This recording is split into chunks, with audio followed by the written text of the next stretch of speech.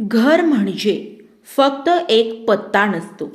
चार भिंती, छप्पर आणि कुलूप असलेली जागा म्हणजे घर नव्हे. घर म्हणजे माणसं, एकमेकांशी जोडलेली, एकमेकांवर अवलंबून असलेली माणसं.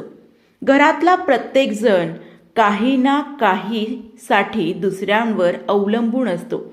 कोणाला शब्दांची गरज असते, कोणाला आधाराची, कोणाला समजून घेण्याची, तर कोणाला फक्त शांतपणे ऐकून घेणाऱ्या माणसाची.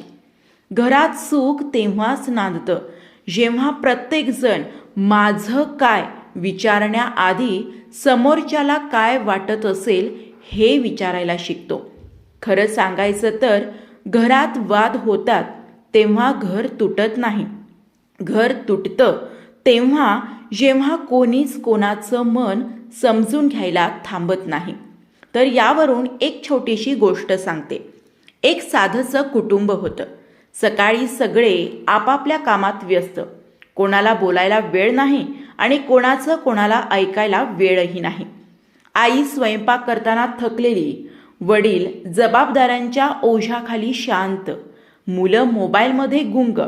सगळे एकाच घरात पण मनानं खूप दूर. एक दिवस आजी आजारी पडली. घरात अचानक सगळे थांबले.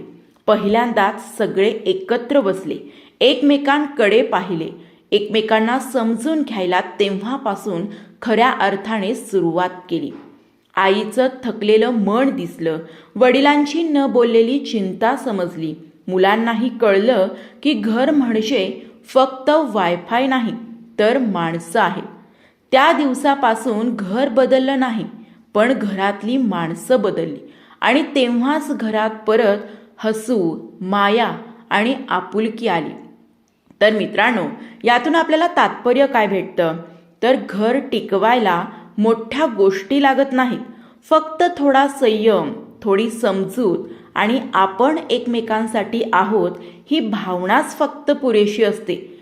जिथे प्रत्येक जण दुसऱ्याचा विचार करून जगतो तिथे शब्द कमी लागतात आणि प्रेम आपोआप वाढतं. घर तेच जिथे माणसं एकमेकांसाठी जगतात, एकमेकांवर नाही तर एकमेकांसोबत उभी राहतात.